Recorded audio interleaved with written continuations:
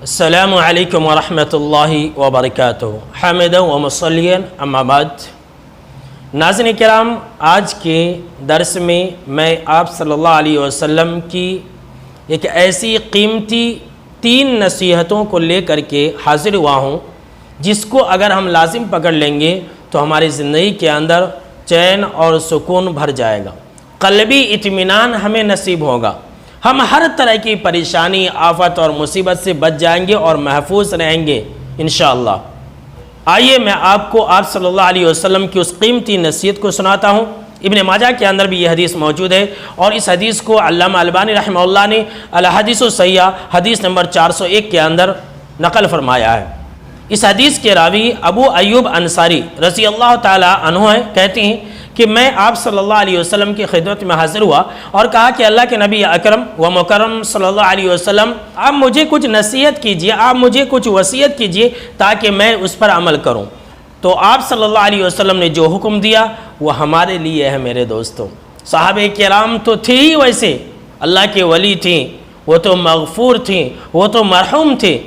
دراصل اس طرح کی تمام باتیں وہ ہمارے لیے زیادہ ہوتی ہیں۔ تو آپ صلی اللہ علیہ وسلم نے فرمایا کہ دیکھو، تم نماز اس طرح سے ادا کرو گویا کہ وہ تمہاری آخری نماز ہے۔ اللہ اکبر۔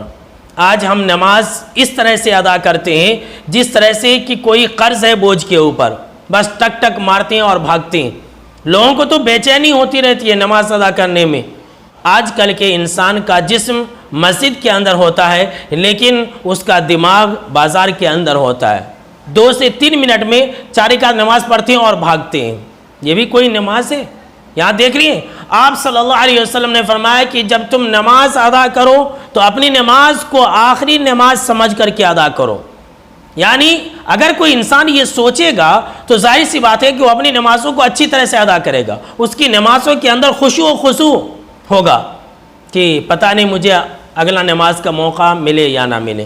تو سب سے پہلی وصیت آپ صلی اللہ علیہ وسلم نے یہ کی کہ تم اپنی ہر نماز کو آخری نماز سمجھ کر کے ادا کرو۔ ناظرین کرام، اس پر عمل کر کے دیکھیں اور دیکھیے کتنا مزہ آتا ہے، اور آپ صلی اللہ علیہ وسلم کی اس فرمان پر عمل کرنے کی وجہ سے نمازوں کے اندر کتنا خشوع پیدا ہوتا ہے۔ دوسری وصیت جو آپ صلی اللہ علیہ وسلم نے کی وہ ہمارے لیے بہت اہم ہے۔ ناظرین کرام غور سے سنیں، آپ صلی اللہ علیہ وسلم نے دوسری وصیت کی کہ دیکھو، اپنی زبان سے ایسی بات نہ کہنا جس سے تمہیں معافی مانگنی پڑے، ایسا جملہ اپنی زبان سے ادا نہ کرنا جس سے تجھے معذرت کرنی پڑے، جس سے تمہیں لوگوں کے سامنے میں گر گرانا پڑے، عاجزی کرنا پڑے، ہاتھ جوڑنا پڑے، معافی مانگنا پڑے۔ اس لیے کہ دیکھیے اکثر و بیشتر لوگ اسی سے مصیبت اٹھاتے ہیں، زبان کی وجہ سے ہی مصیبت اٹھاتے ہیں۔ جو من میں آیا بک دیتے ہیں، پھر کہتے ہیں بھائی معاف کرو، غلطی سے میں نے بول دیا۔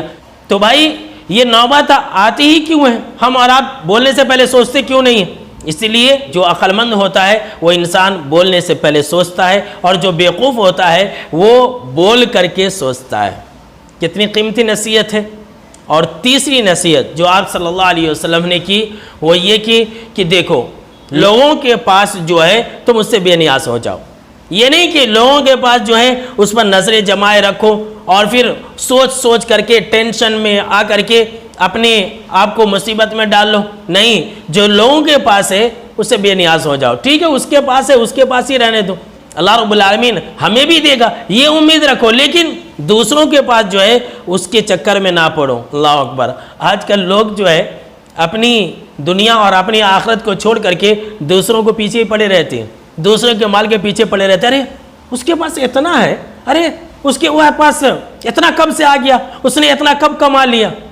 تو ظاہر سی بات ہے جو انسان اس چکر میں رہے گا وہ اپنی دنیا بھی برباد کرے گا اور آخرت کو بھی برباد کر لے گا۔ لہٰذا ناظرین کرام، اپنی زندگی کے اندر ان 3 چیزوں کو لازم پکڑیں اور دیکھیے کہ زندگی کے اندر کتنا چین اور سکون ملتا ہے۔